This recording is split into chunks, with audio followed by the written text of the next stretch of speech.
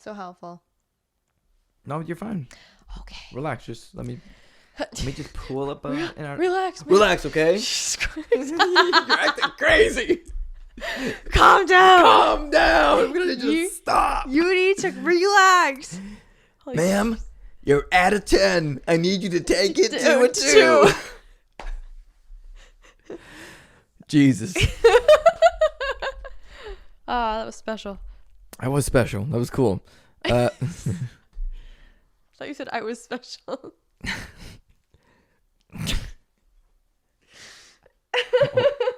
Was. I know, that's why I was confused. All right, do I say something? Remember when we were supposed to have a podcast?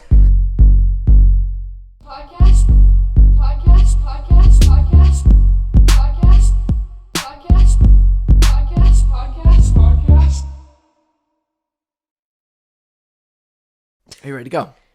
Oh, just like that? Are you sure? Yes. All right, welcome to the mukbang. I mean, welcome to the LEM'n'TEA podcast. We're episode 19, and I'm T, and this is Lem, and together we are LEM'n'TEA, or Lewis and Tory, or whatever. You specifically chose the time like when it was putting the Reese's stick into his mouth. Yeah. Wow. Listen, I didn't want to keep you. I didn't want to keep you from your food. So, is that okay? Oh, it's fine. Okay. Thanks. Can't rewrite history. No, many have tried. We're getting real philosophical on this episode of the LEM'n'TEA podcast. Not today. Oh well, I feel like we have our moments of philosophical, like. You think so? Yeah. I I can't point any out in particular right now, but I think we have profound moments amidst talking about like K-pop and Digimon. Do you think somebody that was profound would choose willingly to use YouTube Music? Oh my gosh, you guys! I get it. I'm a boomer or whatever. I get it. I'm sorry.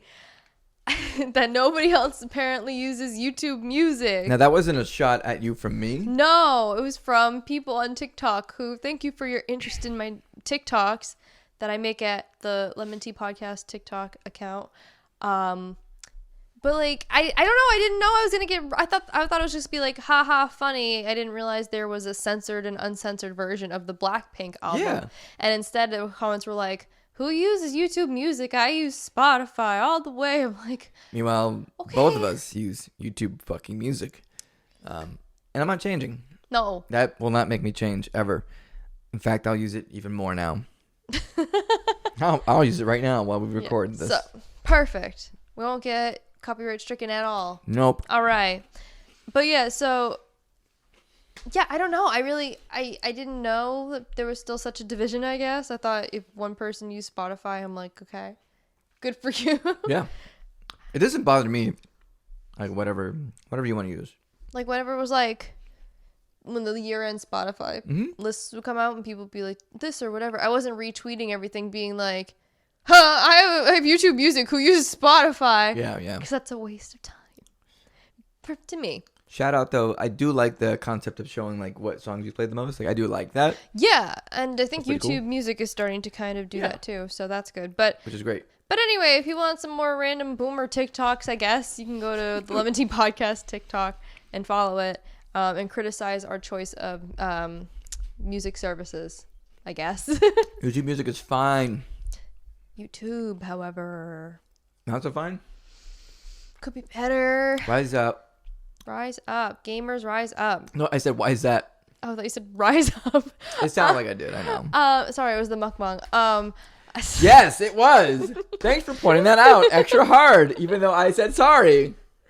I'm sorry, just like... You're not sorry. Sorry. Anyway, why does YouTube need some work? Certain things with like copyright restrictions and demonetization and manual reviews and taking a day and a half to upload an SD video to an HD video, just the little things in life, but that's all. But otherwise, YouTube Music's pretty good. It's pretty good. Okay. It's pretty good. now that we've come to that consensus that nobody asked for. Spotify, I think it's fine. I have no I have nothing against it. Use it. Don't use it. I don't give a fuck. Just, I guess, use it. Whatever you feel comfortable with. As long as you're listening to music, who cares? So there. Cool. There we go. Unless you're using Tidal, people pay way too much for that. I'm just saying. Anyway. Does that even still exist? I didn't realize it was still wow. I don't think a lot of people use Tidal though. In comparison to other Spotify and YouTube Music, probably not. No. But darn it if Jay-Z and company are just gonna keep trying. Oh boy, Jay-Z. Yes. So anyway, it's October now. I think we were talking about how we were pretty excited that, I guess minus if you live in Florida, that the cooler weather is upon us. I don't know. I've now been to places where it's really, really humid or really, really dry, and no matter what, heat is heat, and I hate the heat. So yeah. Makes me glad we don't live in Florida, actually. So no offense to Floridians, but they don't know. They could though. They don't care. Oh, well, yeah, they probably won't care. I agree. I like this weather. It's my favorite time of year. And it's the month of Halloween. It is. And that starts today. Yes, because it's a month. It's a whole month. Whole ass month. People do it for Christmas too. So you know what? Dude, goth kids rise up. We're taking the month. Everybody gets a month. Everybody gets a month. Everybody gets one. Everybody gets one.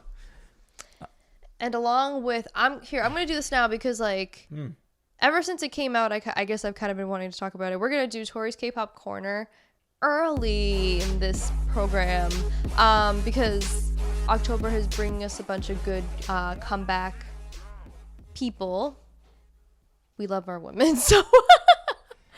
we love our women. We do. So Dreamcatcher's coming back with Vision. It looks like a really kick-ass cyberpunk sort of, maybe Matrix-y. Very red. Very red and black. Very red and black. Pretty cool. And then there's G-Idol or Idol with a song called Nude. And I feel like K-pop, not that you only have the perspective of being into it for a year, but K-pop now is so toned down. They used to get very provocative and do adult concepts and stuff like that, like G-Idol's doing with Nude. It was so common, and now I think it's because younger people are so territorial that they don't want them to stay pure or whatever, but don't realize that idols are also adults. So I saw G-Idol doing this, and I'm very happy. More adult concepts, please. For adult artists, please. That's very important. True. And everybody in G-Idol is an adult, so it does not matter for them because they are good to go. They are. Same with Dreamcatcher. Yes. Can't say the same for NMIXX, but there's a lot of things that I can't say for NMIXX. So they had a new single come out called Dice. Yeah. Did you enjoy it or did you No. No. I'm sorry, I didn't. Okay. Because I just found out recently that the person who made 00 is the person who made Dice, and that explains so much and yet not enough. What did you think of it? I thought that it was nervous giggle. So this is one of the songs that they released. They released 2 songs. Yes. Okay. This is the title track. Yes. And I told you that they would have to if they're gonna release it as a title track, it has to be pretty great, or it should be pretty great because it just should be. It should be. Plus, their expectations really low now, right? Yeah. Or at least I think it would be.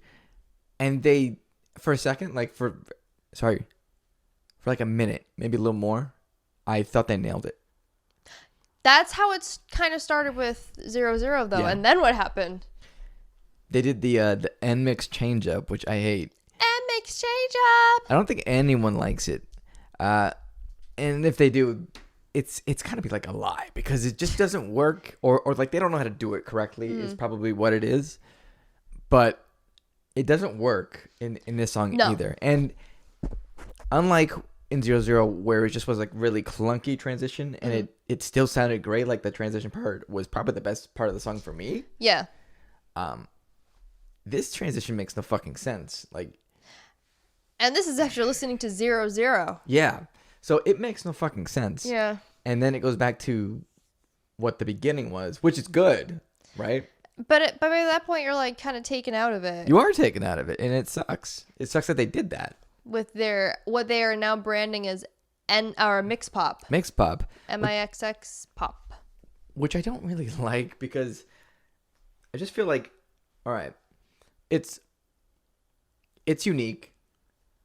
Obviously, they want to have like a different take on this whole like beginning roots thing. They're gonna just start off doing mixes. And mixes. Sorry. No, please feel free. No. They just haven't done it right though. So. But they're gonna keep trying, I guess. How many times?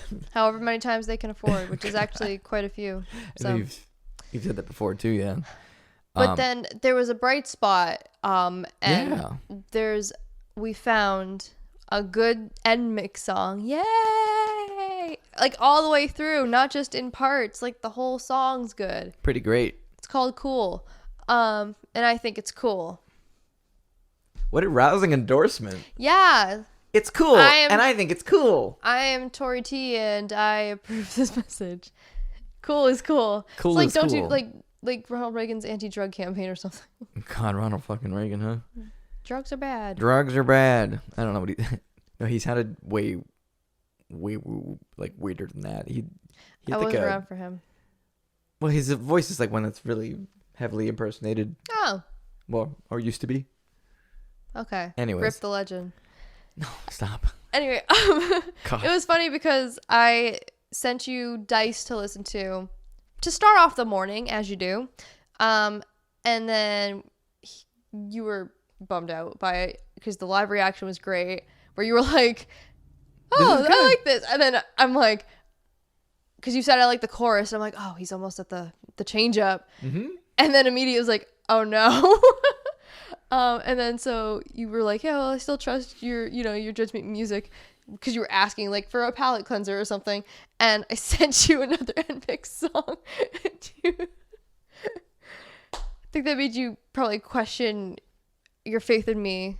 I didn't question it. I just figured. Oh, I was trolling or something? Yeah, either trolling or hey, I deserve this. Like, but surprise, surprise, it was neither, because it was cool. A good cool. NMIXX song, yay! It was very surprisingly good, because they let people do what they're best at. Which oh my god, they sing! You guys, did you know that NMIXX can sing? Yeah. I don't think 0 and Dice and Tank have really shown that very well, but let me tell you, these girls can sing. I mean, when they're not talking about like popcorn and fucking zero Coke. Like, or fishy. That was. I cannot understand how people came out of those two releasing at the same time and then choosing that song. And like, it would have been, I don't know, like the song would have been fine without that part. Like, then I wouldn't hate it so much. But that's such an integral part of the song. It's one of the worst choruses I've ever heard. So it's very bad. Sorry. God, it's sorry, not sorry. It is below 0. It's Tank. They rolled the dice. 0 Dice, and that wasn't cool at the very top. Please make less songs like all your anything other songs. Else, yeah. Well, it was cool, haha. That they used like such heavy instrumental. It's very orchestral. Mm-hmm. It reminded me a lot of "Feel My Rhythm" by Red Velvet. Red Velvet, yeah. Which, if you can like, it's kind of like Nujabes, when he would like taking sort of like piano or acoustic sound and putting it with hip hop. If you can take that, what the hell was I talking about? Classical sounds. Yeah. I was like really. I was in a mode of like thinking of Nujabes songs, and then Samurai Champloo. Like unwinding. I could see it in your head. Yeah, like, Anyway, if you can do sort of fusion like that with something that's considered kind of antiquated and old school, and then mesh it with something modern and make it work, it works really well. Right. So, I mean, and I loved hearing NMIXX sing. It was really great because I got to hear all of them sing. It was so great. It was so short, but it was so nice. They have good vocalists, Mm-hmm. and I wish they would use them more. Yeah, or at all. Or at all. So since you're doing your K-pop corner, should we go over the new stuff? I think that was pretty. Well, I think that was it. I've really been paying really attention to Dreamcatcher and G-Idol. Okay. I know Dreamcatcher's been releasing. They haven't released a video thing yet, just picture teasers. But Oof. yeah, They've been good picture teasers though. Because they have. I love their little emblems. They have their own logo yes, and stuff. It's pretty fucking cool. It's very rad. It's awesome. So Things to look forward to later this month. Also, it's not a single. It's like a mini album because there's gonna be 6 songs on there. So they stay busy. Honestly, I could not be happier. This fall's already like stacked. I know. Once we got NMIXX out of the way, we're doing pretty good now. Jesus. Yeah. I don't mean to trash them so much. It's not them. I know. Obviously, it's not them because they can all sing. They're just being held back by people who are like, we're gonna be innovative. what will the kids like? Right. All right. So they like what they like, and sometimes what I like is a cohesive song. So a song that makes sense. A song that makes sense. Anyways, that's enough shitting on NMIXX. Yeah, I'm gonna conclude. I should conclude with the corner with a positive. Go for it. Good sound. Hi Wonho. That's my positive. Forgot to say hi to Wonho. Hey Wonho. All right, that's my positive. Oh, he's releasing a new single as well, and people think it's going to be his last song before he enlists. Oh boy. So, because it's called the mini album's called Bittersweet. So. That makes sense, huh? So, hopefully not. But like, oh my god, imagine him as a soldier. Holy crap. Ooh. Just send him to North Korea. They'd be done with the war already. Boom. Seriously. Stacked. Biscuits. Jesus Christ. Ooh, calm down, woman. Sorry. God. Anyway. All right, thus concludes my K-pop corner. Thanks for sticking around if you've stuck around after this K-pop corner. We have to make some music for your K-pop corner. Oh, like a little Mm-hmm. whatever thing. So something like that. Probably more K-pop sounding though. That sounds like a game show. Whatever. We'll come up with something cooler. We'll treat it like we'll do a beat change up right in the middle of it. It's gonna be a 7-second intro with a beat change up. I heard that's really popular. I can't wait. Me either. Change up. Oh, I don't know. Let's talk about something good. Oh, good. Okay. Yeah. We met a celebrity. That was really exciting. We did. So this was a celebrity that was on Survivor. Surprise. Right. And they happen to just live in the state. Because they are the most Boston person. Pretty much. I think. Well, there's a couple others that are also very Boston-y, but she's probably the most Boston woman to go on Survivor. For sure. And so we went out to, what is it, Westboro? Yes. Yeah, Westboro. So it's a little bit of a hike. Just a little bit. And we went to the library there. Yes. Found out about this event about meeting a Survivor castaway from a posting my coworker, who also likes Survivor, forwarded to me. Right.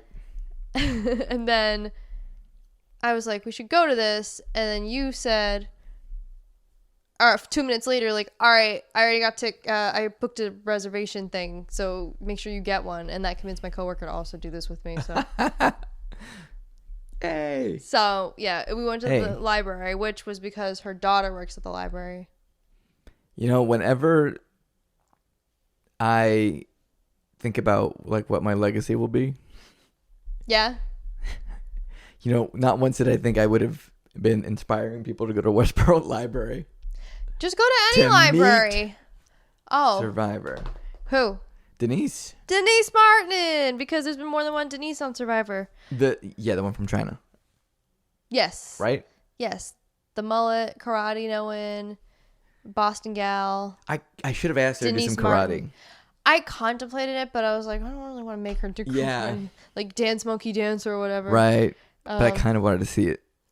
Not gonna lie. Yeah. So Denise Martin, she was on, oh goodness, I think it was season 15 of Survivor China. And she came in 4th place, and she was a lunch lady from Massachusetts.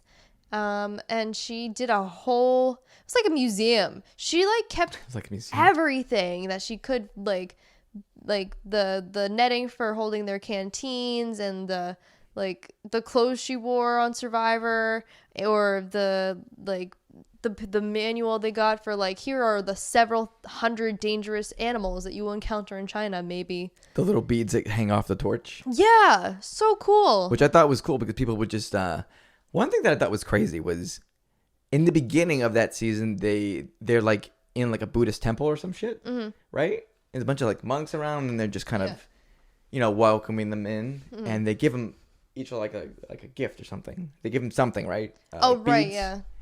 And apparently some people didn't take them, or they like ditched them afterwards or something. Right. I wouldn't be surprised if Courtney was one of those people. She's from New York, so they don't usually like have those monk beads. She's just a bartender from New York, dude. Found out she's actually from Denise. She's actually from Massachusetts. Yeah. Which is funny as heck. And that actually, I don't know. It tracks. Yeah. But I could also see her being a New Yorker too. So like, I believe it either way. She's a little bit of column A, a little bit of column B. But yeah, she answered so many questions, and like told so many different like behind the scenes stories. One of the wildest ones to me, and there's a more extreme version of Survivor. It's not based on Survivor, but survival show called Alone. And this is like the story she told us made me think of Alone, where it's the survival show, like cameraman don't interfere or whatever. That's why there's tape of Steve Irwin's death, is because he said no matter what happens, don't stop filming. So right. Yeah. So anyway, they can't interfere with the survival like natural stuff. And so she was telling a story about how she and another castaway they found what they thought were crab holes by the riverbank.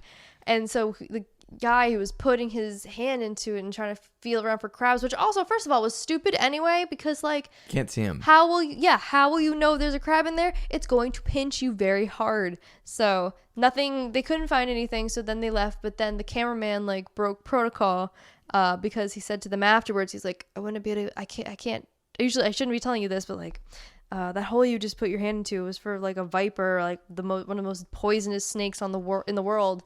And if he got bit, he would have died in like half an hour. We wouldn't be able to get him to a hospital in time. But they can't interfere. That's so crazy. It's like, it's crazy. I mean, I get, but I mean, it's different for Steve Irwin, who is the host of the show, and it's about him, and he's like giving his consent. But for these people who, I'm sure they signed a ton of waivers and stuff, but probably not to die. Yeah. Like, because that's still a lawsuit for like CBS, because the argument could be made that if the cameraman knew, he should have told people. And even though nothing happened here, I think he should have probably broken protocol and told them. I don't know the legalities of it, but I do know, I remember hearing Denise's husband, because he was there. Yeah, surprise guest, Denise's husband, who was sitting behind us. Well, her daughter works at the library, so she was already hanging out. But, okay, well.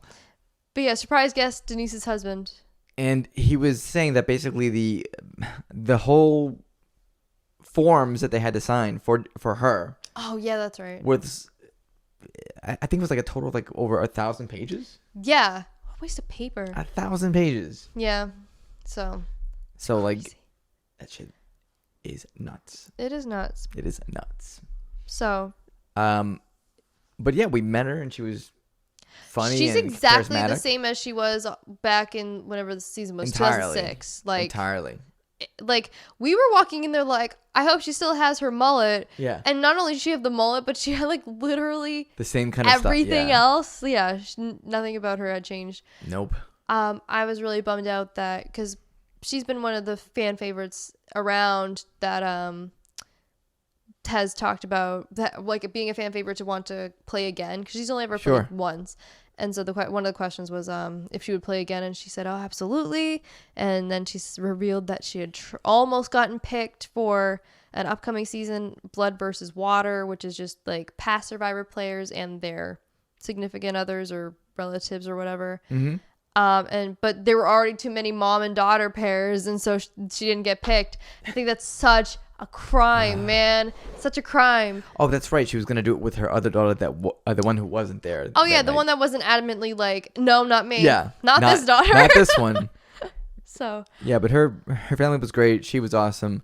She really just down to earth. You know, you talked to her like anyone else. So she gave autographs and pictures and answered literally any question about the experience or whatever. Right, she was not shy about it. No. Oh yeah, like saying Jeff Probst is shorter than you think. Yeah, he always kind of struck me as like a Tom Cruise kind of type. It's like, I guess he's probably average height, but like I also know that he's shorter or whatever.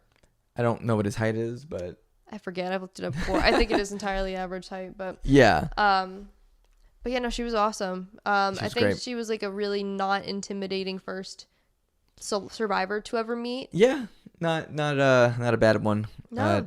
At all. She was wonderful, and she even was like, "Yeah, check out these pages, do this, and there's more meetups and things like that." So yeah, so that's I know, we gotta pretty catch cool. you up on all the other 40-something seasons of Survivor. Yeah, it's a lot. So it is a lot, yeah. So but we're trucking along. We're doing good. Yeah, we're doing good. Nicely done. Yeah, I'm glad you're enjoying it. Tell me more about this rocket. Okay, Mr. Rocket Man. I will. So just from the wiki. DART stands for Double Asteroid Redirection Test. And it was basically a NASA space mission aimed at testing a method of planetary defense against near-Earth objects. So, asteroids. It was designed to assess how much a spacecraft impact deflects an asteroid through a transfer of momentum by hitting the asteroid head-on and attempting to slow it. So, we fucking did that. Oh, that's cool. Yeah. They picked a like a non-threatening asteroid, and they hit that, and they were able to get a reading of how far that it was able to knock it off course, basically. So hopefully in the future that can be used to deflect space junk. Oh yeah, that's a problem, huh? Yeah. Head-on impact of the 500 kg DART spacecraft at 6.6 km per second likely produced an energy equivalent of about 3 tons of TNT. Jesus. Pretty crazy. Yeah. There was a measurable impact. Like, it had an impact. Right. Mission success. Right. In the orbit. So, pretty neat. That's cool stuff. That's shit that we've been seeing for a long time now, like with the movie Armageddon. Oh, yeah. Where they weren't smashing something into it, but they were trying to, like, blow it up. Other movies that I can't think of. But Danny Phantom. Yeah, Danny Phantom. He's a phantom. Sorry. No, that's fine. It's just something that is kind of, it's happened here before on Earth. Like the dinosaurs and things like that. Like, space junk is a problem. And the dinosaurs wouldn't have been extinct if we just had a DART. If we had a DART ready. 65 million years ago, the Jurassic period would still be going today. Sorry, Littlefoot. Rip the legend. Rip legend and your grandma and your grandpa. And your parents. And your parents. Oh, God. Sorry. He's got a hard life. Oh, this hurts. But anyway, so it's been a long time coming, sort of, kind of, right? Yeah, because it's just a cool human feat. Like, we've managed to, for one time here, deflect an asteroid. Like, maybe even enough to impact it to not hurt us in the future. Pretty fucking cool. Yeah. I hadn't heard anything about that, but is this no, I was actually I was gonna ask if you were into this sort of stuff, but you give your children celestial names, so yeah, maybe that answers my question. I love space stuff. It's really cool. So you like anything having to do with just the nature, because you were really into like the archaeology thing in Utah when there was like an archaeology exhibit. So. It's weird because I usually don't like being outside, but I like being outside with a goal. No. Oh. So space, like, I can relate that to probably like Star Wars or something like that. And archaeology, to Jurassic Park, right? Yeah. They both happened at very formative years in my life. So my love for them is kind of like embedded within me. Well, there you go. That was very nice. Yeah. Thanks. Sometimes I can be nice. Oh my god, I didn't feel like that. No, I'm saying for myself. Oh, okay. Sometimes I can be nice. Yeah, you can. So there's all your space news. Space Jam. Oh, I love that movie. Just the first one. And not the second one. Oh, man. Do you remember there was a second one? I do. I know that we watched it last year. Yeah. It was not great. No. Not to me, at least. I don't know how everyone else received it, but it just was not good. Well, that's the problem with a lot of like sequels of things that are nostalgic. It's why I'm very nervous for what Hocus Pocus 2 is going to be like. Because it's like part of the reason people like it so much, it's because it's a time capsule of like a nostalgic point, or a point they find nostalgic now as an adult. So like you can't recapture like 1994, whenever it was made, Hocus Pocus, I mean, and put that in a 2022 movie. Mm-hmm. So it's tough, but I don't know. So many people ask for like, we need to bring this show back, and then it's brought back, and 9 times out of 10, it's like, oh, thanks. it's it's what you wanted. Fucking Fuller House. That was brought back. But that lasted a few seasons, so like I don't know if that means that people. I just don't think there was it. a need for fucking like.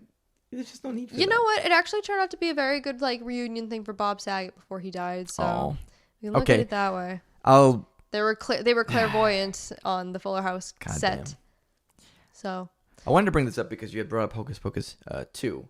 Okay. The reason I'm bringing it up is because I had remembered that there was some sort of controversy with Bette Midler, like a couple months back. Mm-hmm. And here's what she said. People are accusing her of like being anti-trans because she said this on July 4th of this year. Women of the world, we are being stripped of our rights over our bodies, our lives, and even our name. They don't call us women anymore. They call us birthing people or menstruators and even people with vaginas. Don't let them erase you. Every human on earth owes you. Oh, yeah. Okay. I do remember that.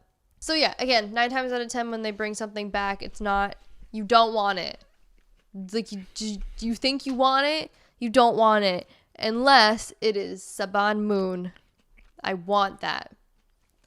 Yeah, me too. Yeah. We need to change that fucking sign. We still have that same shit. Kabukimon. Mm-hmm. Remember when we were like sending each other nothing but Kabukimon reacts for a week and a half, and then that dropped off real fast. Yeah.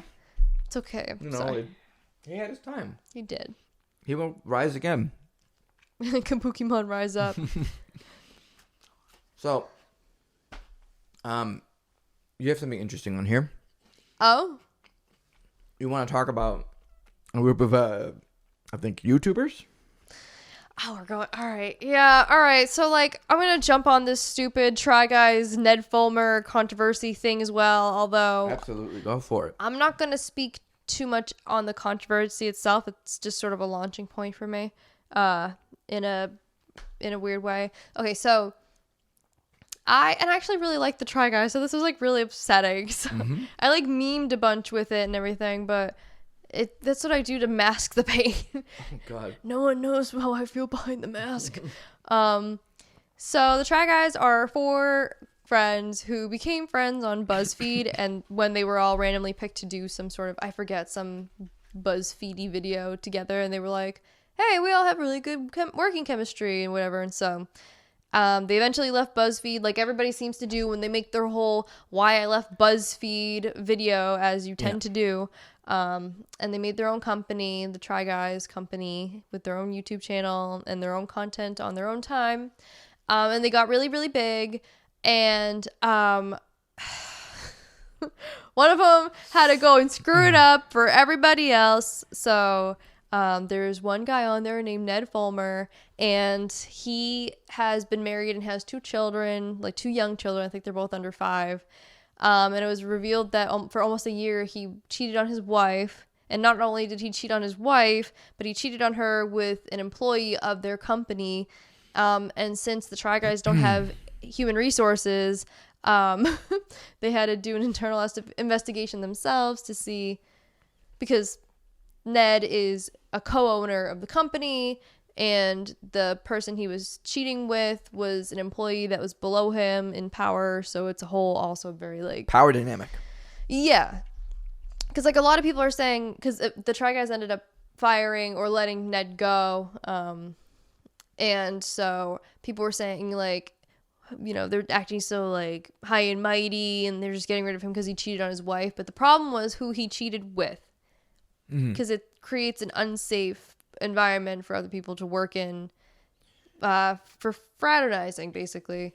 Like if it's against your company code or if it is not an equal position of power amongst people, it's very ill-advised.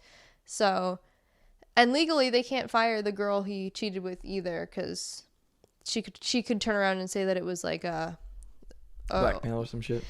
Yeah, well, not blackmail, Revenge. but just like being overpowered or whatever. Because of status. Didn't her husband work there, or her soon-to-be husband work there too? Or something like that? I don't know. I was hearing that as well. Oh, yeah. So the girl that was the co-cheater, she had a fiance of 10 years. Whoops. Not anymore. No. I feel so bad, man. And it sucks because, like, most of the time, cheating's, like, about not even, like, because his wife, Ariel, like, a dime. Like, she is gorgeous. I love Try Guys, so I watch pretty much everything. She's like creative and well spoken and like enthusiastic, and she's like so motherly, and like she's awesome, and she's just also so good looking. So on top of that, yeah, so you can look at her and be like, why the hell would he cheat on her with like literally anybody? But usually, I don't know, cheating's not for, it's mostly for like the weird like thrill of it, I guess. Yeah, it's rather than it being an actual attraction thing. It's like almost never about just the sex. It's about like what you said. But he was like so brazen about it too. They were like out in public there's pictures coming out of people seeing them together for like almost a year out in public. It's just, it's a lot. Smarmy. And he's like 1/4 of the face of a company that's on YouTube videos and making content all the time. It's like, how much lying was he doing to like squeeze in time away or lie about his schedule to like do this? It's kind of icky. It's all just very icky. So they let him go, and they're going to go on, I think, as 3, but they also have a podcast, not to advertise somebody else's podcast, but this is the one we don't want you to watch. but they do like a weekly podcast, and they're taking a week off so they can formulate what they want to say. So I think they're going to talk pretty in depth about it. But yeah, so he didn't get fired for cheating on his wife. He got let go because he was cheating with somebody within the company, which in a weird statement he called a consensual workplace relationship, which like given the position of power, it sounds kind of oxymoronic, but I don't know. So, I mean, I don't doubt that she was consenting. No, I know, but it's just not. He shouldn't have been involved in that. I mean, morally he shouldn't have been, but like from a workplace standpoint, he shouldn't have been. And what's tough? So then this is where I wanted to springboard into something very not related, because everybody's already talked about this controversy to death. It's only happened at this point. It was 2 or 3 days ago. Yeah. And everybody's already like given their 2 cents, and almost everybody's pretty much team Ariel anyway, which is how it should be. She didn't do anything wrong. And team, I do not know her fiance's name. The other girl's fiance. He is also like a Will victim. Or something. Maybe. He's the victim. So are the 2 children that Ned screwed over stability with by being a whore. And so here's, all right. So anyway, the springboard part. So he on the Try Guys, they don't have their own like hard-lined personality, but he made his personality being the my wife guy. You know, I saw like a supercut of that where he was just basically he was literally Borating it, where he's like, my wife, my wife, my wife, my wife, my wife, my wife, my wife, my wife, my wife, my wife, my wife, my wife, my wife, my wife. I think it started that way, but it really became like he was like pumping himself up as like he was the first one to get married, and then he was like the dad of the Try Guys and stuff. Like he was really hyping up this like ad nauseum how much of a like wife guy is the term I keep seeing around the internet now. Guy. The wife guy, whatever. Duh. But like he hyped himself up as this like doting father and caring husband and everything. And so now it's coming out where he's like, I would like some privacy or whatever. And I think that Ariel is entitled to that, but for somebody who has voluntarily put himself out there in the internet so much, it's sort of like, it's kind of why I dislike some like family YouTube channels or ones that where like the content is solely based on if these people are a couple or not or something.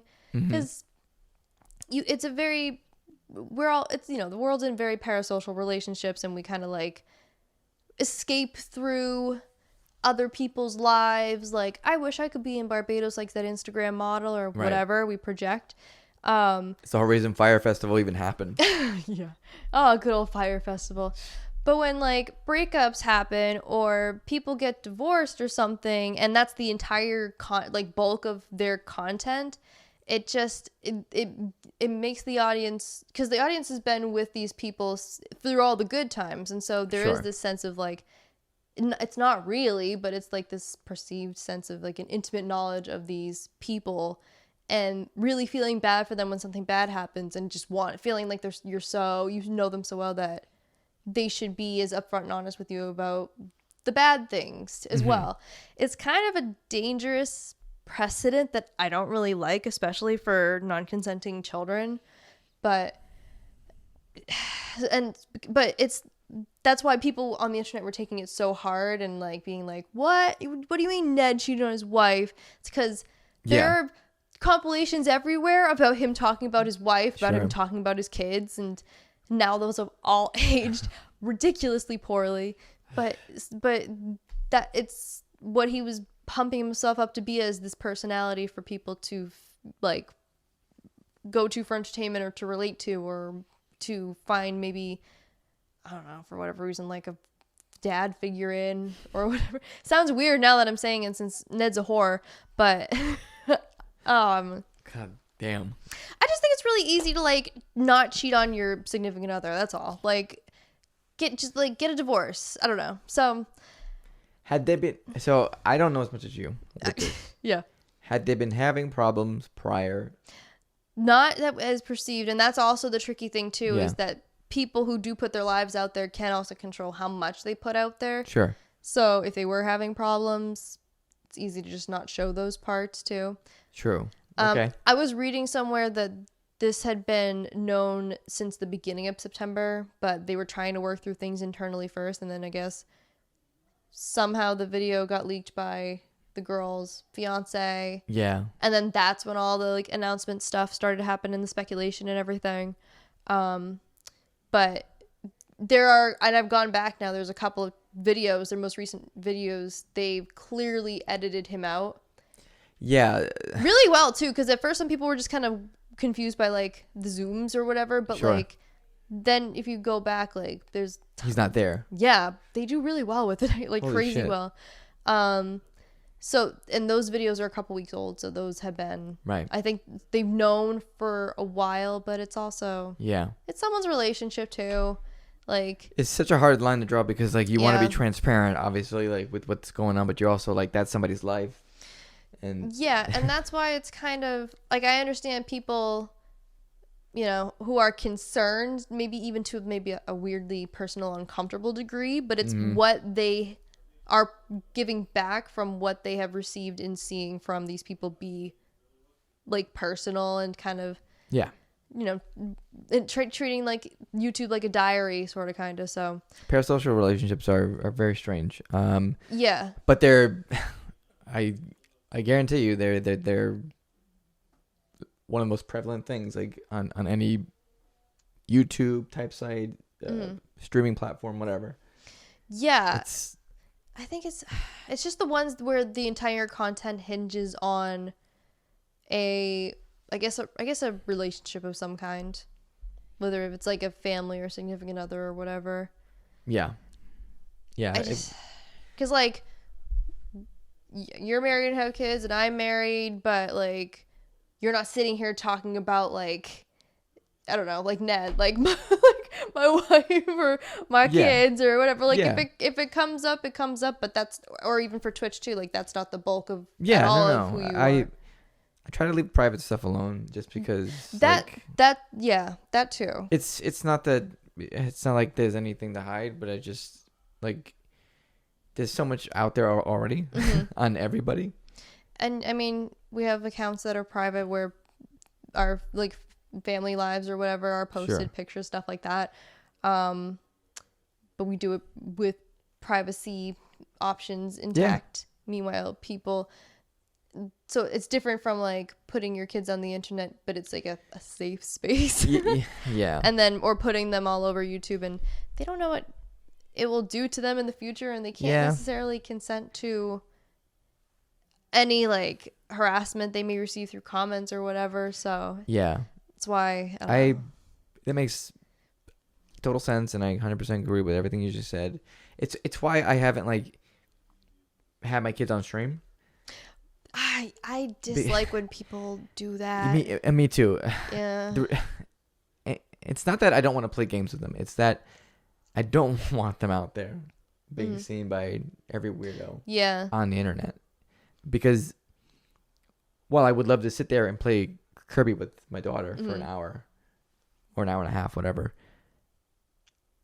some person's out there maybe lurking in the chat, or I don't know, man. I just get weird vibes from that shit. Well, not to advocate for that, but you could, if you wanted to play games with your daughter, you could just do no face cam. True.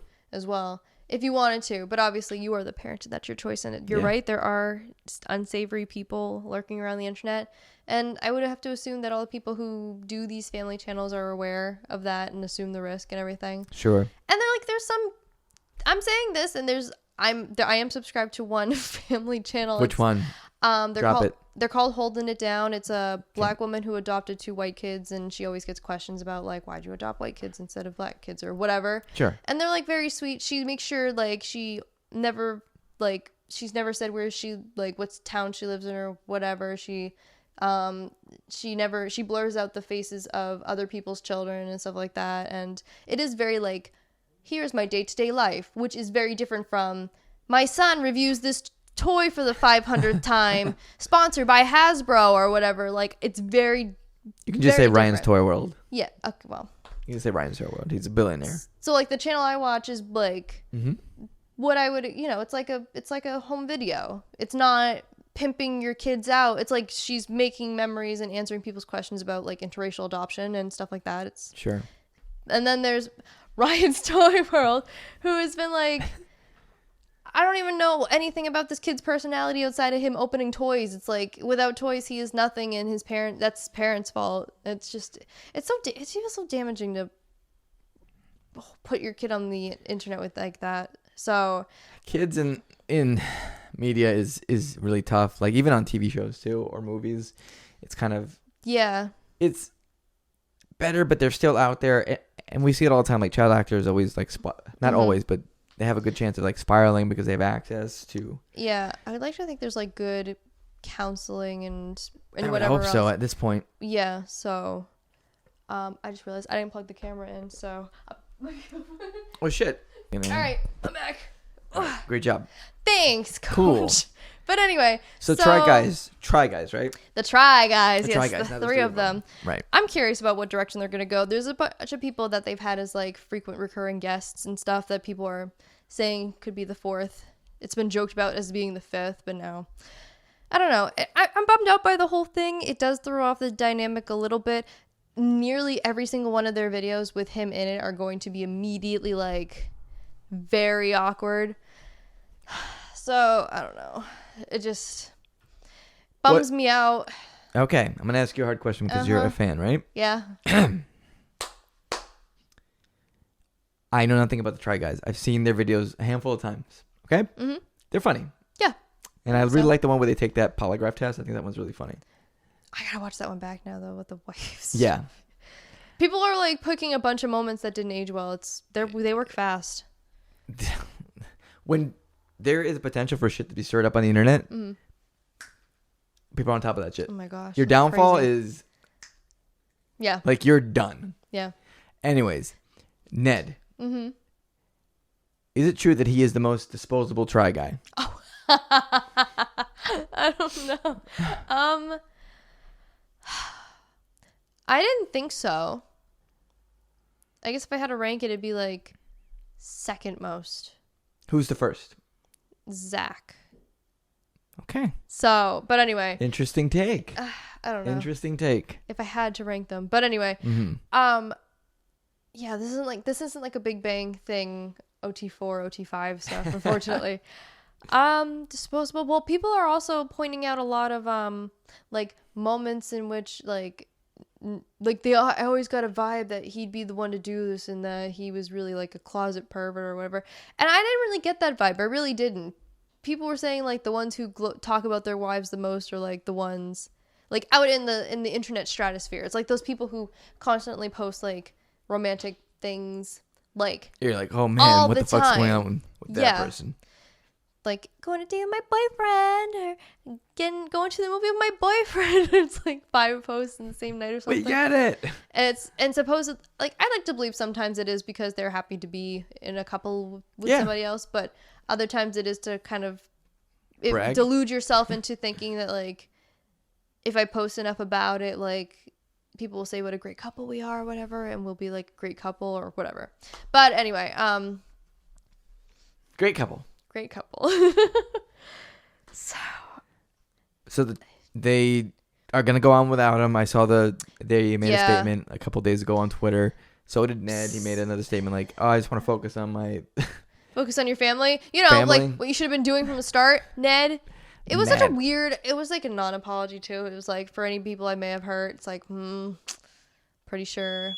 Maybe say that to Ariel, right? Yeah. Say it to Ariel. Fuck. Sorry, I'm dancing to your smoke alarm. Okay, is anyone over there? Okay. Woot woot! I was a Fire! little nervous. I'm like, oh shit, is Praise the house the actually roof. burning down? Jesus.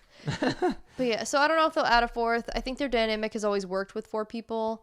And at this point, so many people are not on Ned's side that I think they would be perfectly okay with 3. adding a 4th person. Well, either of those. But I never got like weird creep vibes from him or anything. So, but I guess supposedly people are coming out and saying like that he is like the most like aggressively flirty, which is weird to say for a married man with children. But so there's like actual like other there's like fan accounts accounts. of this? Oh Yeah. shit. I'll be honest, I hadn't gone too deep with the story. I know that it was like big news, and I did hear about it when it happened, like the day that it happened. It was also shocking to me. I read it Right. like a fan fiction or something because it seems so again how he presented himself to be, which was like It was unlike that. like blinders on, phasers locked on Ariel. Like I didn't get any sort of weird vibes, but I also never like I don't know. People are saying when they met them at a meet and greet they were doing a tour or whatever, and the counts like in person, so I guess maybe that's whatever. People are like pointing out parts in videos, and I really didn't notice. I don't know. Maybe I'm delusional. It's fine, whatever. But I don't know. but they couldn't it have could moved be on legally. It would not have been possible to do, just considering who he cheated with. So Yeah. so it's a bummer. But I'm curious about how they address it next week. Oh, and then, oh my god. Okay, so two things about really pushing his "I love my wife" narrative. So Let's the hear first one, he and Ariel did a talk at a college a couple years ago for ethics in relationships. Bum bum bum bum bum bum. Wow. So the second one is along with it being "I love my wife," the joke was always that he couldn't work on Wednesday nights because date nights were Wednesdays. And he and Ariel released a cookbook not even a year ago called Date Night.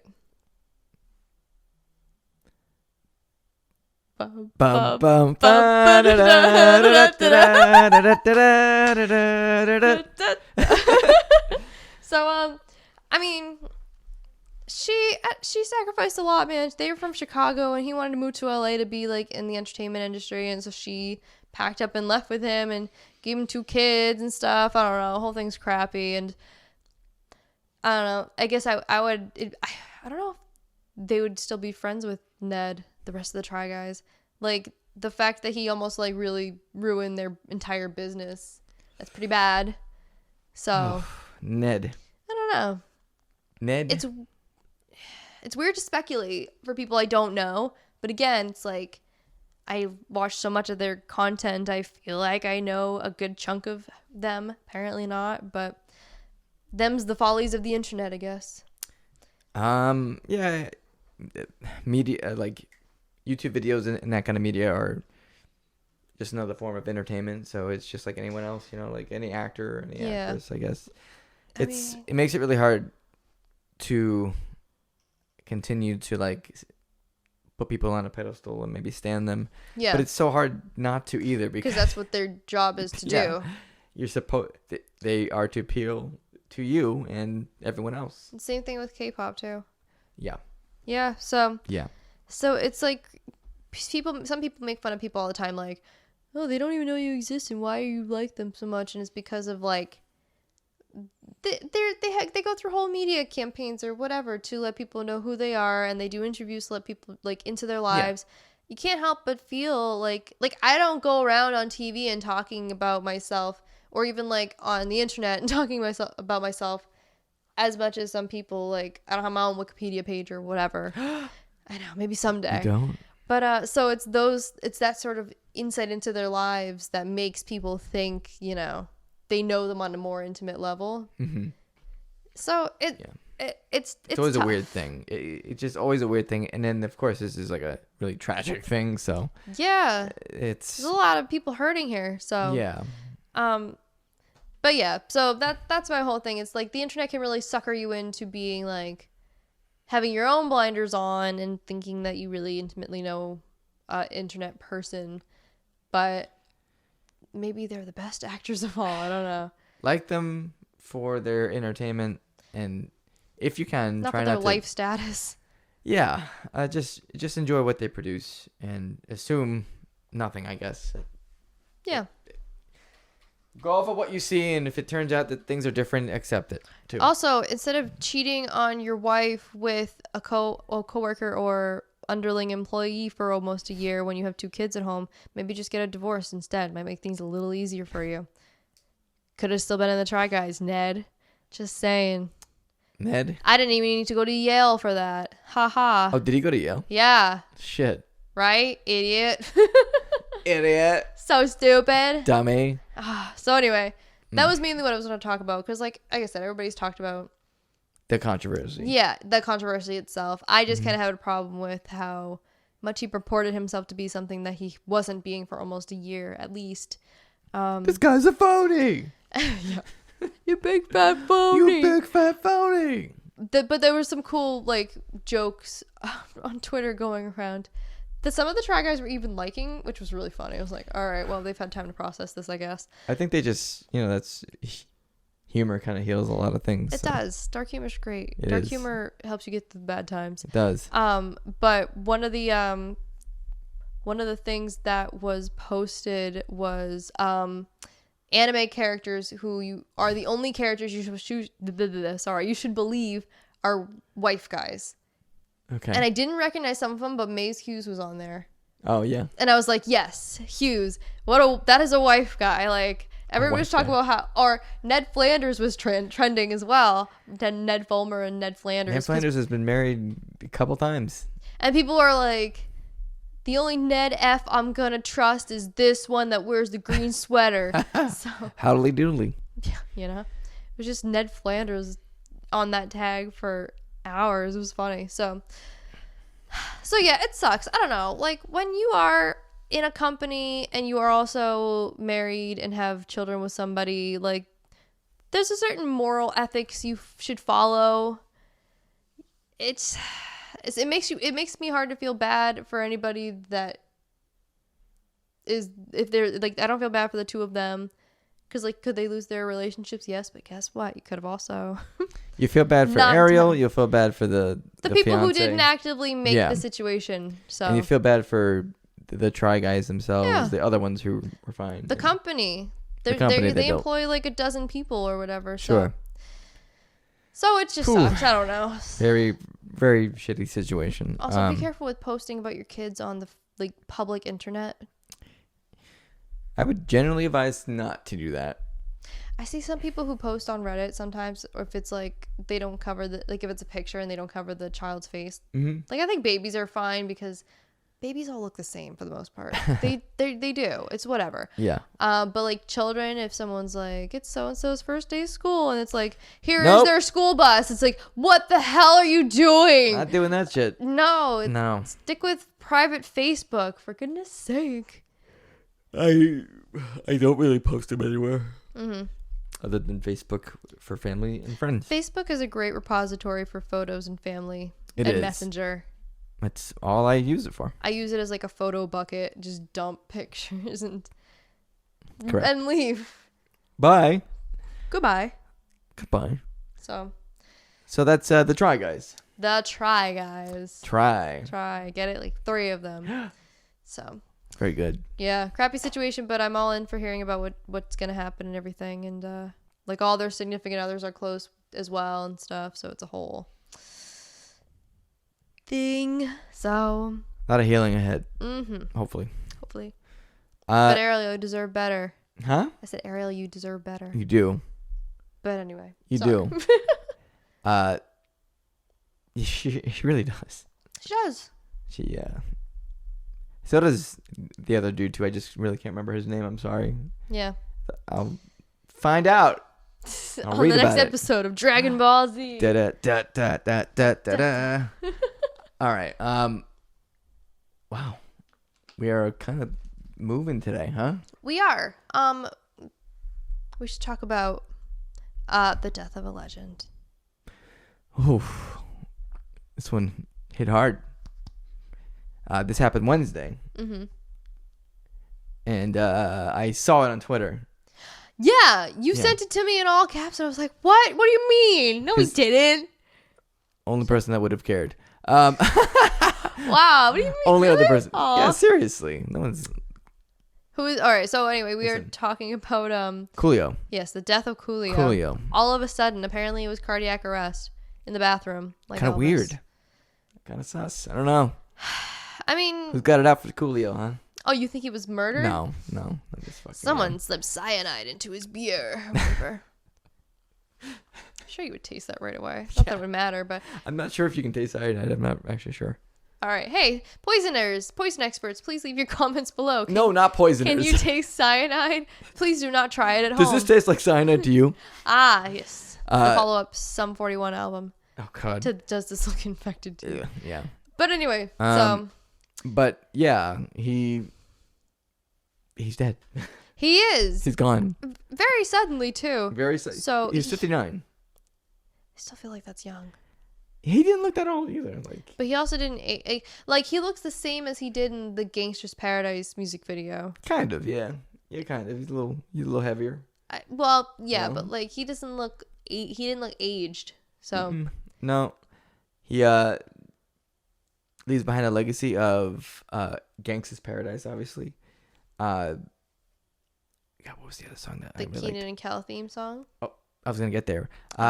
Fantastic Voyage, which is another good song by Coolio. There's a couple more that I'm missing. I'm sorry, but yes, top Coolio production is the Keenan and Kel theme song, which is a fucking banger of a song. Yeah, It is I a was great surprised song. when I was listening back to it because Yeah. people were posting like, "Thank you for leaving this behind for us, Coolio," and it was the Keenan Yeah. and Kel theme song. Yeah, Yeah. you retweeted it. It was Yes, I did. it said like R.I.P. and it only said R.I.P. and then it was the Keenan and Kel theme. Yeah, I didn't realize that until after I retweeted it that it was like, I'm like as if I'm saying that the entire cast of Keenan and Kel are dead or something. So, but yeah, so he made the great 90s Nickelodeon theme songs were like I would have bought a CD of all the theme songs as their own album. Like the cartoons or the live action stuff? Like Both. Really? Both. Okay. Which one is your favorite? You have a favorite? Oh man. I have mine. Okay, this actually isn't 90s, and it's gonna be weird, but I really liked the As Told by Ginger theme song by Macy Gray. Macy Gray. Great song, actually. Such a random choice for a theme song, though. But yeah, so. It was very good, though. Mm-hmm. It was very good. Yeah, again, so like I said, all these like theme songs are criminally like good. Yeah. For no reason. Oh, you know what? Actually, I like Taina as well. Oh. I know. Sorry. So what about yours? Is it Kenan and Kel? Well, Kenan and Kel is like up there, yeah, for sure. Yeah. All that, which is probably, in my opinion, the best live action theme song that probably is out there. I do like the Pete and Pete theme song, even though it's kind of weird. It's kind of crazy, and I don't understand all the lyrics. I'll show you after this. Okay. And I then didn't watch Pete and Pete. Hey Arnold, I think, has a really great like. Oh, the swinging, jazzy, jazz intro. Pretty cool. There's probably some other ones I'm missing. There's like simple ones too. Like I like Doug. Oh yeah, that one's, yeah, for sure. That one's a great one. Rocket Power is actually kind of low key a banger. We are riders on a mission. Oh God. I don't know. It was like it really got you hyped. It's like woogie woogie woogie whatever. So, yeah, I was pretty pumped. I was like, it made me. First of all, I was confused how they were able to blade and skate and surf and ski and play hockey and at like a professional level. Yeah. Each. Like, do these kids go to school? Like, how the hell do they learn to do all this? Like, even Squid, who was considered to be like the worst, he at least like knew how to do it. It was crazy. So yeah, I mean, I guess. I don't know much about growing up in California, but that's very California-centric cartoon. And I don't know, man. It's a lot of shit. We're very active kids. Yeah. Very active. So yeah, there was a lot of including Kenan and Kel's theme song by Coolio, which is what we were talking about. I had forgotten legitimately. I was like, remember when they used to have theme songs for Nickelodeon shows? They were good. They were good. Yeah, we were talking about Coolio. Relating it back to a K-pop corner moment for a second, Coolio also mentored BTS.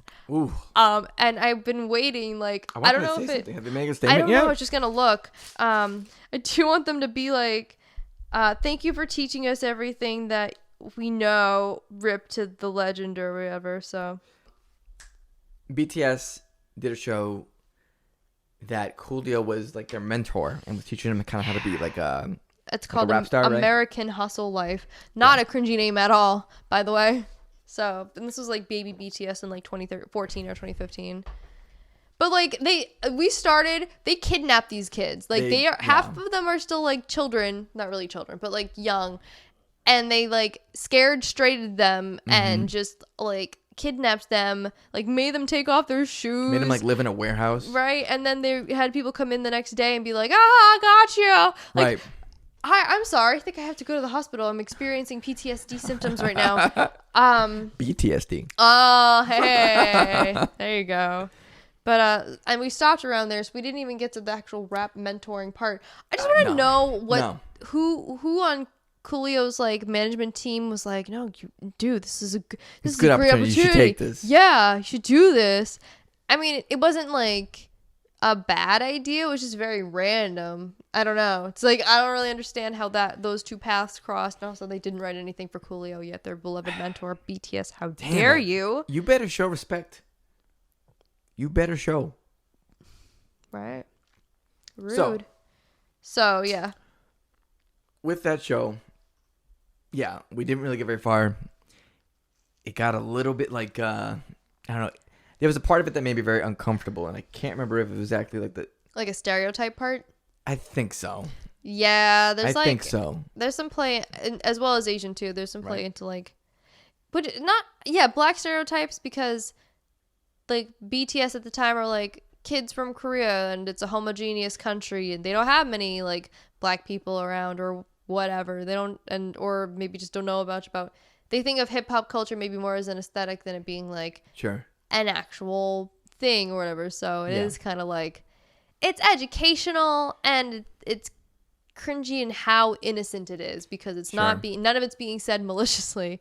So it's like they're all for the most part like pretty good so far. So we only far. watched like 2 episodes. I'm sure we're going to at some point catch up to that. To the hustle life. The hustle life there. Oh, but don't worry, he's going to live on as Kwanzaa bot for Futurama's 500th reboot, because they got him to record lines before he died. A very like Princess Leia sort of moment. For Coolio? Yeah, I didn't even know until today that he was in Futurama. Yeah. So Quantabot. well, I know that now, but Quantabot. Oh. yeah, he was. Here's something that I told you the other day, which I think, well, it shocked me. Okay. So it may have shocked you a little bit. Mm-hmm. Oh, okay. Some kids' exposure to the song Gangsta's Paradise was probably the old shitty Sonic 1 trailer. Yeah, that's right. I keep forgetting they used Gangsta's Paradise Like, for the original Nightmare Sonic trailer. That is probably some kids' first time hearing that song. Jesus, The first time. that's so unfortunate. It is. That's horrible. Kind of fucked up, really. Yeah. Irresponsible. It's like how McDonald's is releasing adult Happy Meals, and they did it by making an existential crisis post saying like, you don't even realize when the last time you bought a Happy Meal would actually be your last time. It's like, oh, okay, didn't really want to like reflect on my life today, but I guess that's what I'm doing for the next hour.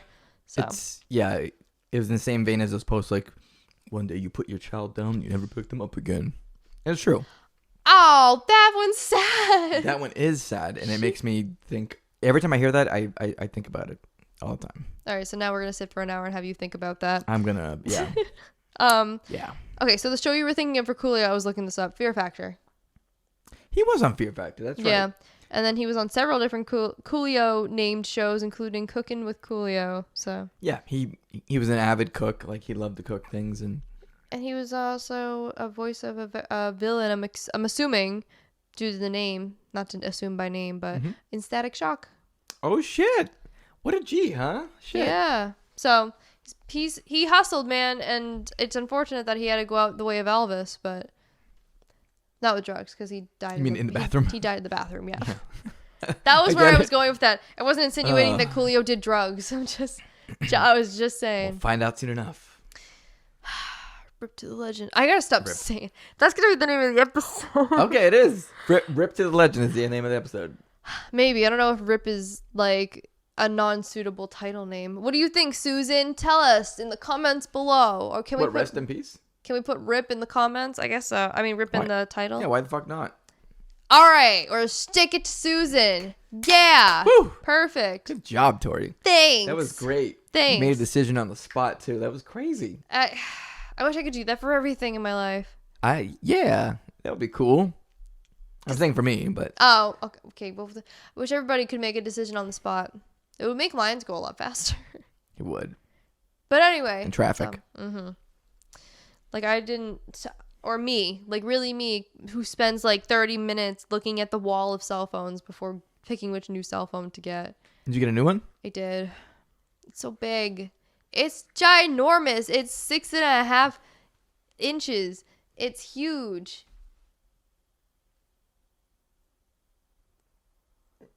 Like Damn. but my phone was like an inch shorter than this. I didn't want to get a new phone. Why? I really do like wear my phones out until I can't use them anymore. And I like that, but in your case, I think it was well past due. It was coming up on 4 years. That's pretty good for phones nowadays, because I know that It's pathetic for phones nowadays. I'm not but that's all of them. But yeah, I'm not saying it's right, but it's not okay. it's not okay. It's not right. It's not okay. But it's better than what most people do. Mm-hmm. Most people don't make it 4 years. Most people make it 1 year, and they switch up, which I think is crazy.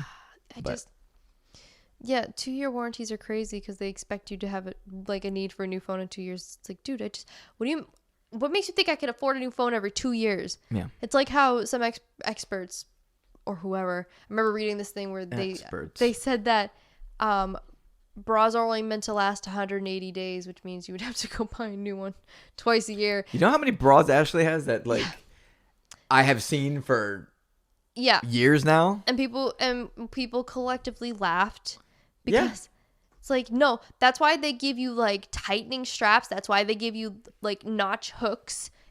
They want that shit to last. Like they want it to last. Otherwise they wouldn't do that. Yeah. But anyway, so experts be damned. I keep my phones for as long as I can. You held out for very long. Yeah. My Galaxy S9. What have you what is this one? Jesus, it's like some really long name. Galaxy A series 42G. Oh my God. No, A42 5G. Okay, what the fuck? Sounds like a Star Wars character. A42 5G. So it's part of the Galaxy series, but it's a Series A instead of a Series S. Because the Series S don't have headphone jacks. Okay, we're going to get into that. And also I don't understand. Why are bigger phones cheaper than smaller phones? Like I didn't want to make payments because I hate owing money. So I paid the whole thing off of this. It was $460. I still think it was a lot. And then the S series ones were like $730, $40. And why? That's what I paid for mine. That's what I paid for mine. $700? That's insane. That was a cheap one too. Who do you have? Fi. Huh? Google Fi. Oh, no, but who's your provider? Google Fi. Oh, it's not like Verizon or whoever? Mm-mm. Oh, Jesus. Hey, Google, do you think you have enough money? Can you, like, give to the poor, please? Can you be more like Jeff Bezos' ex-wife? Jesus. She donated $20 million to hurricane relief. Good. Yeah. She's the best billionaire there ever was. She could also afford 20 more. Yeah. Yep, She absolutely. is a billionaire. Yeah. She's been trying like crazy to get rid of her money. It's so funny. That's great. It's like, why would you ever need $1 billion? Like, for what? I couldn't spend it all. No. No way. So she's desperately trying to. Here, take it. Take the fucking money. But anyway, but yeah, my problem is I have a 2010 car. It does not have Bluetooth. So like, I listen to music in the car all the time. Although I've now been shown a car charger plug-in thing that tunes to Bluetooth. But it's also like, and then there's like a dongle thing for listening with headphones for like a phone that doesn't have a headphone jack. But it's like, there's so many accessories. I know. It's like, where do I draw the line and go, hey guys, this is a little excessive. So I just stuck with one with the headphone jack because I like my life simple. And I also just didn't want to pay $700 something. So understood. No, I mean, no offense. And I'm also like, I did contemplate the Pixel, but I'm also very set in my ways sometimes. And I didn't want to deviate from getting an Android. You wouldn't have any use for the Pixel. No. Because the Pixel is basically coming with like the most base, like bare bones version of Android you can get. It's the most like bare bones version. Because everything else is Google? Well, but you know like how Samsung phones have like Samsung shit on it, like their own like proprietary software. Yeah. There's none of that extra shit on here. Oh, so you have to like download a calculator or whatever? Well, no. What I'm saying is like all the quote unquote like bloatware that comes on a phone that is unnecessary. You never get that with the Pixel phone. See, that sounds great. I deleted so much bloatware on here. I was like, hey, you want Candy Crush? No. Right. Hey, do you want Spotify? No. That's exactly what I'm saying. Like shit like that you could either you would either put on yourself or like it's there because it's a proprietary thing from whatever you're Yeah. Hey, do you want Snapchat? Who the hell still uses Snapchat? I know people do. I'm just kidding. Yeah, people. But not as much. Yeah. Not You're as right. much. People still use it, not as much as when it came out like a decade ago. So. Yeah. I remember back in the day when I think our generation, no offense everybody else, I think our generation's really cool because we literally lived through nearly the entire like evolution of cell phones. Yeah. Like we weren't around for like the big blocky ones, but my mom had a Nokia with like the pull-out antenna and stuff, and the green little screen like a Game Boy. Yeah. And then it evolved from there, and then it was like Blackberries, and then it was the Razor phone. It was, or before that, it was folding phones, because that was a big revolution. Like, Correct. I think it's cool. It is. We've seen. I kind of wish I kept my phones. I got rid of them. I junked them, but. Me too. I still have some of my old Pixel ones just because I don't know. Maybe I'll sell them one day or something and get something out of them. But we've seen everything. Yeah, it's cool. So, but back in my day anyway, when I was a young whippersnapper, Whippersnapper. they had those bloated apps, and there was like one that took up so much space. It was like for NFL, and I asked the Verizon guy if actually it might have been singular. This is how old this is. And I asked, no, I think it was Verizon, but I asked him if I could delete it, and he said that if I can't, because it's like ingrained with the system and it's not deletable. So I'm sitting here with this stupid NFL app I'm never going to use that's taking up space I could use for anything else. Yeah. So we've come a long way where the optional ads are actually optional. You too. Are you taking notes? You too. I'm just saying. Didn't we just talk about this too the other day? Like, fucking. Remember when you two gave everybody a free copy of their album on iTunes? How generous. I stayed off of iTunes. Me too. To not get the fucking album. That's how much I didn't want the album on my goddamn. An update. So when you re-downloaded iTunes, right, it didn't have the album. That's rough. People were making like workarounds for it. They're like, oh, if you download this patch, it'll like remove it. iTunes' update was for everybody, even if they did want it. So then some people were mad because it got taken away. Oh, it got taken away. Whoops. I mean, I guess a bulk fix is better than like a specific people opting in or whatever, because then you're gonna get people who are like, I never got this update. Da da da da. But yeah, so anyway, we've come a long way, not only from cell phones but also from undeletable mandatory apps. That's crazy that fucking app was undeletable. Like, you couldn't get rid of it. That's fucking crazy. There's a few like that too. I mean, there's some that I make folders for like my apps that I'll never use. Like, I have a Samsung folder because it doesn't give me an option to delete them either, but that means that it's because they're clearly ingrained with. Yeah. But it's like, I've never clicked on this app before, but I guess it's necessary, so I just tuck it away. File it away. Hide it. Yeah. But yeah, phones are mad expensive still, and I don't understand it.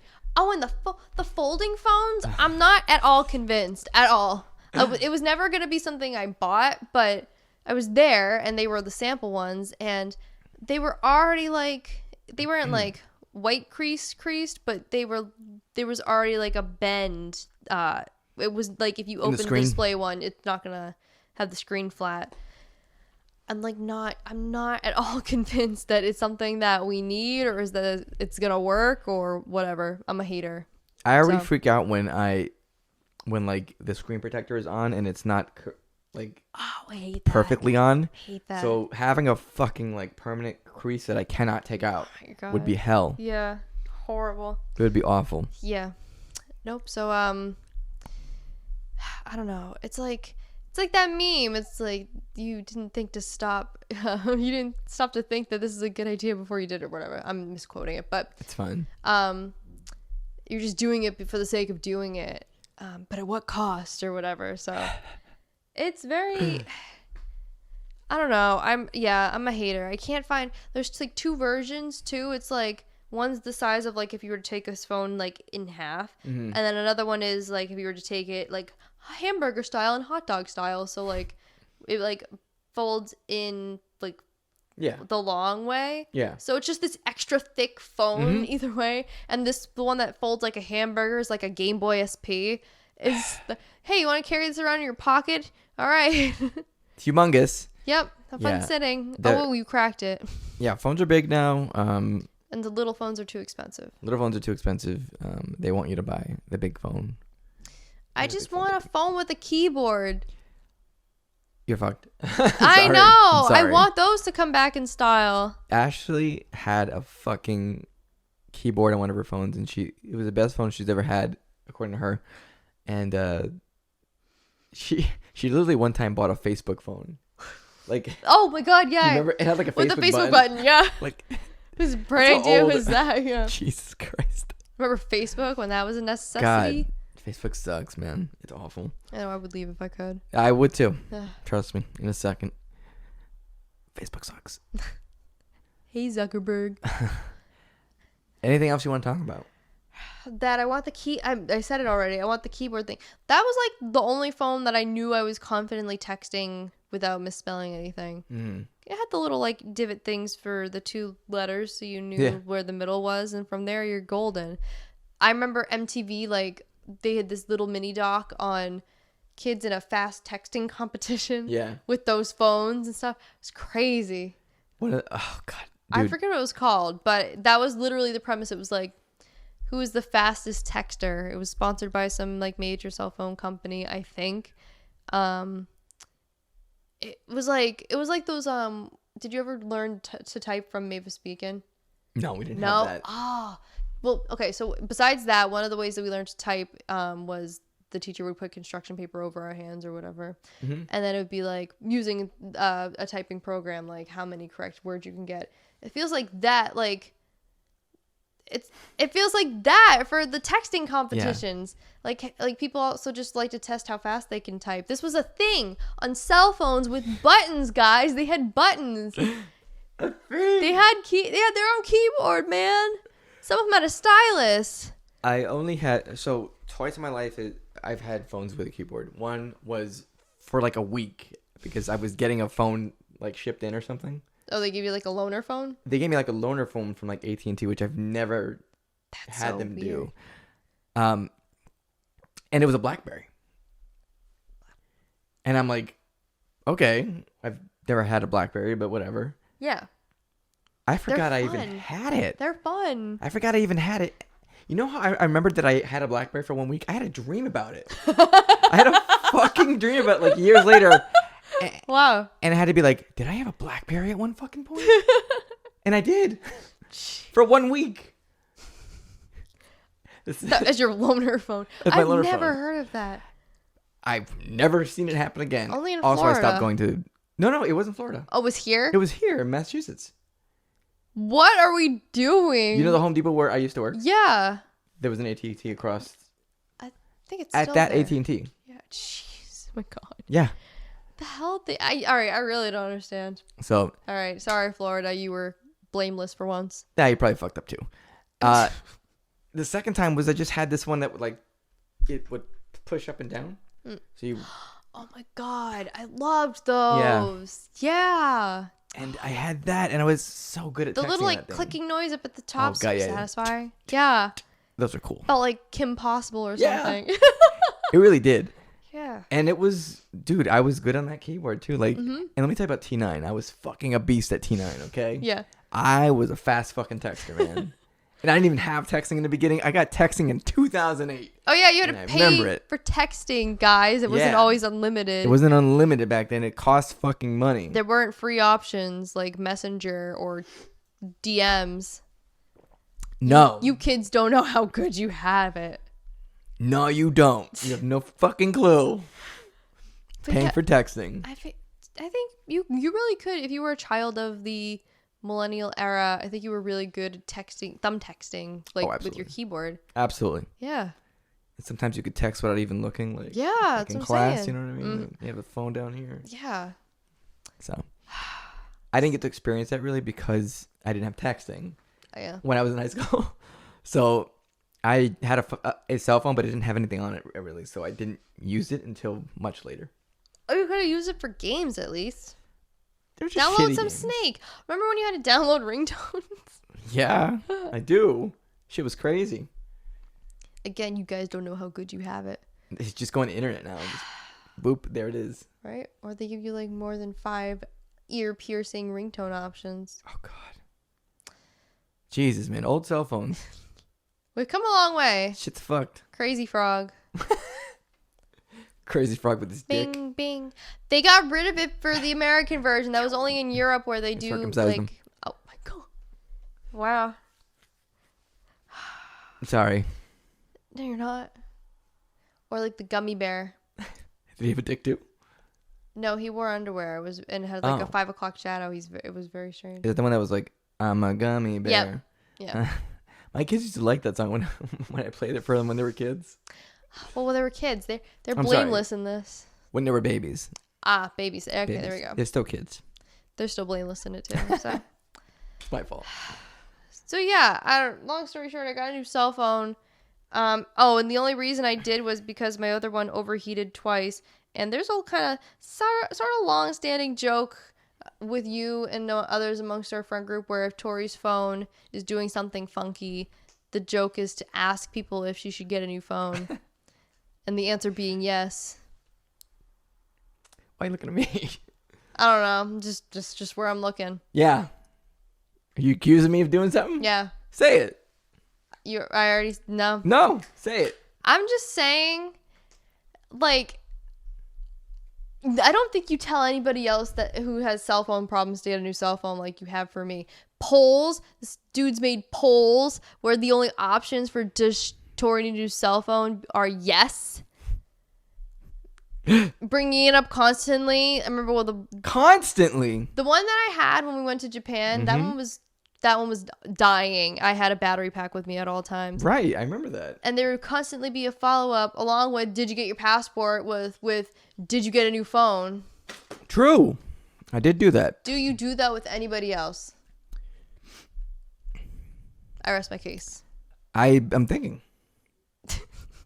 Your Rolodex of people you would have Yeah. annoyed about a new cell phone? It's going to take me a while. I'll have to get back to you on that. Okay, that's fine then. But anyway. No, I don't. Oh, perfect. All right. Great. Awesome. Very cool. Wow, that was a lot of hostility. No hostility. It's fine. It's fine. Oof. Anyway, yeah, my other phone overheated, and since it's also a Galaxy, it's not a Note, but you know, they had the whole thing with the exploding cell phones before. So it overheated, and also I didn't realize until I got this new phone, like with my old phone at 100% charge between me using it for like listening to music at work or whatever, like it's already down to 40% by noon. Yeah. And for this one, like I took it, or I went to lunch and it was at 76%. And I was like, oh my God, it's saving battery. Yeah, like So nice. I really didn't realize. I don't know. it does make a difference, but battery life sucks too. Like, because they're so high tech. These high tech phones. I'm curious how long the folding ones last for. Like 2 hours. Probably even less, I would guess, because you're doing 2 screens, right? So I don't know. It's not something that I'm clamoring to get right now. I'm waiting for them to become flawless, or as close to flawless as possible. I just think they should bring back the keyboard ones. Bring back the keyboards, and you can still have a touch Cowards. screen. You won't. Do it. Do it. I dare ya. Dare you. It's like Harley Quinn. Do it. I dare ya. I dares ya. I dare you. Yeah, I dares ya. Does she add S's to things? I don't know. Jeez. So that's very like. I've been doing a lot of Batman lately. I've been doing a lot of Batman centric things, so I'm just really How's that been going? awesome. I've finished Arkham Asylum. Oh, with the Joker, the Blast Joker boss? Yeah. It's dumb, right? Kind of, yeah. It was whatever. Like, it was the same. They had that boss fight like 3 times in a row, which kind of like sucked. But it just comes off like it's Godzilla Destroy All Monsters or something. yeah, he injects himself with something, and then he. Spoilers. It's like a decade-old game, guys. I'm sorry. It was probably spoiled for me at one point, and I forgot. Oh. It was a whatever ending, but it was a good game. And the next game in the series called Arkham City, which I'm playing now, is only building upon that. And it had one of the best fucking boss fights in a Batman game I've ever played. Like, it's just so cliche, because they used to say it for all like the Spider-Man games, like, it makes you feel like Spider-Man. Well, it makes you feel like fucking Batman, and it's really good. So it's cool to feel good about Batman again. You're not saying that. Are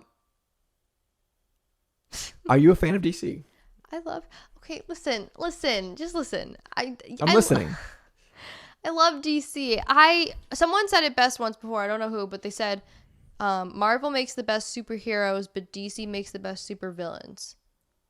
It's sort of like how I like McDonald's burgers better than Burger King's, but I love Burger King's fries better. Okay. So like they each have their own good things. Like, I don't know, you talked about Calendar Man, who apparently is a real thing that I had never heard of before. So like, again, there are some really complex villains that have come out of the DC universe. Joker especially being one of them. Joker's a great villain. Meanwhile, there's not a lot of villains on the Marvel side that I can really think of as being so iconic or whatever, but their superheroes are really maybe like polished. Like Thanos, I guess is the main one. I really didn't know about Thanos until the movies. Okay. You probably didn't know about Loki to the movies either. There's probably not many people besides maybe Professor X, Magneto. He's a great Is villain. that Marvel? Yeah, that's X-Men. Oh. Mm-hmm. I didn't know X-Men was Marvel. And I just knew it wasn't DC. I thought it was Sony though. Wasn't it? Yeah, but it's part of Marvel. Okay, I didn't know. And Listen, I don't pay attention to the canonical lore of like what superhero properties are owned by who. Okay, it's a very easy thing though. Like people just know this. Most. So they're part of Marvel, and I think that Magneto's a really great villain. Yeah. And so is Mystique, and like it's not that they don't have any. It's that I think you're right. I think the DC villains are kind of cooler, or maybe they have a little bit more depth. Yeah. Because as I'm playing Batman, I'm not a big Batman fan. Besides like Batman the Animated Series and maybe Batman Beyond. Mm-hmm. Okay, yeah. Sorry, go ahead. Mm-hmm. But the villains in this one, like there's so many more villains. Mm-hmm. They're so cool. Like you get to see Penguin. He has a cool fucking fight. Like right now I'm fighting Mr. Freeze. Mm-hmm. And I didn't really know his story about like his wife and all that kind of stuff. And it's a sad story. It's really kind of sad. Yeah. And of course, you know, Joker's he's iconic for a very good reason. Yeah. He's a great character. So, I mean, and like there's a couple like I'm trying to think the only villains I know are from X-Men and then also Spider-Man. Like Green Goblin. Yeah. Doc Ock. Doc Ock. And Doc Ock's like a huge deal too. So like, but otherwise I don't know, like prior to the movies I didn't know any Marvel villains. Yeah. So I understand. But yeah, so the animated DC ones are really good. Those are really good. Like if you really want a better representation of DC, it would be like the first Wonder Woman and any animated anything. There's an animated show that I want to watch called Young Justice. I haven't seen it. Oh, that one's good. But I want to watch it because it looks pretty cool. And right now, we're watching season 2 of Harley Quinn, which is like the more mature, like that the HBO one. Yeah, it's like a comedy series. I ordered a graphic novel for the library. Awesome. Yeah. The show's really funny and really good, and I think Kaylee Cuoco does a really good job with Harley Quinn. And that's who she's being voiced by. Yeah, Penny, but it's she's really good, man. Penny, Harley.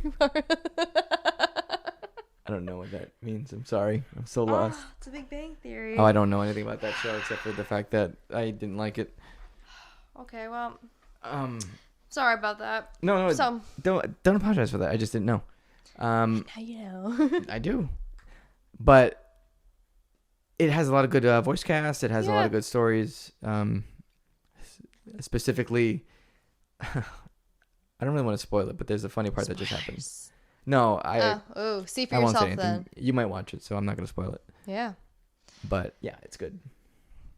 Well, the next time that we are recording, it will be the Halloween episode. It will be the Halloween episode because I think we have something planned. We do. Something special and creepy. Ooh. Oh, it's so scary. Scary stuff. So, yeah, very scary. Yes, for sure. But all right, it should be fun. So it was great. Good episode. I really enjoyed what we talked about here. Good episode, gang. Yeah. Woo! Woo! Good episode. I love this like hype at the end of the episode. Hey, so.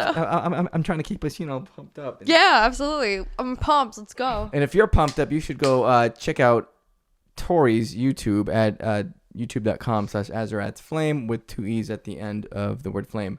Also, you can find her on Twitter at twitter.com/trippydes, TRIPPYDESU. Except you can't really because I have it on private right now. All right, don't find her on Twitter or just find me on YouTube. It'd be fun. Yeah, I have it on private so that like what I've called thought bots will stop following me. Yeah. It's annoying. A whole bunch followed the podcast channel. Well, it's like, oh, cool, someone followed me for my content. It's like, oh, you're wearing a bikini and you have more people that you have a double-digit amount of people that you are following, and a single amount of people that are followers. I have a story about that. Quick story? Yeah. Okay, because I still need to tell people where to find you. Yeah, no problem. Every time I go live on Twitch, maybe not every time, but almost every time, when I go live on Twitch, I have a message that posts to my Twitter. Mm-hmm. It says like, here's the video. Click here. I get a follow from a graphic artist. Oh. Because they're looking up Twitch. They figure, oh, got you. You know what I mean? Yeah. Like, it sucks. The thought bots. I don't know them, and they're not genuinely following me. So I don't like that. Anyway, sorry Doesn't about that. feel earned. Right. But so where can people find you on Twitch? Oh, I'm so glad you asked. You can find Lewis on Twitch at twitch.tv/lumo and also on Twitter by the same name. Thank you for asking that very wonderfully deep and provocative question. Wow. That was a great question. Yeah, good job, gang. It's like Dora the Explorer. Gang? You did it. Can you tell me what Lewis's Twitch channel is? Good. And anyway, if you like what you heard here, you can feel free to subscribe down below and hit the bell if you want to. If you want to. Well, if you want to. No pressure. As of this episode, there will be 19 episodes up, so there's plenty of backlog for you to catch up on if you're new. Oh, yeah. Welcome. We hope you enjoy your stay. We're having fun. So next time, Halloween episode, good stuff, good vibes. Good stuff, good vibes. Keep up with us on our socials of Twitter and TikTok. Maybe there'll be a hint on TikTok. I don't know yet. I haven't decided, but you can see me and what I decide on TikTok's LEM'n'TEA podcast. You heard it here. She's the decider. She will decide what you see and what content you will get. All right? All right. Okay. Here we go. Bye, guys. Bye, Wonho. Oh, bye, Wonho. I completely forgot. Have a wonderful night. Checking out those abs, buddy. Check it out. All right, guys. I'm really killing the ending. It's okay. Woo! Bye, y'all. Bye, y'all. See ya. I'm really killing the ending here. Rip the legend. Rip the legend.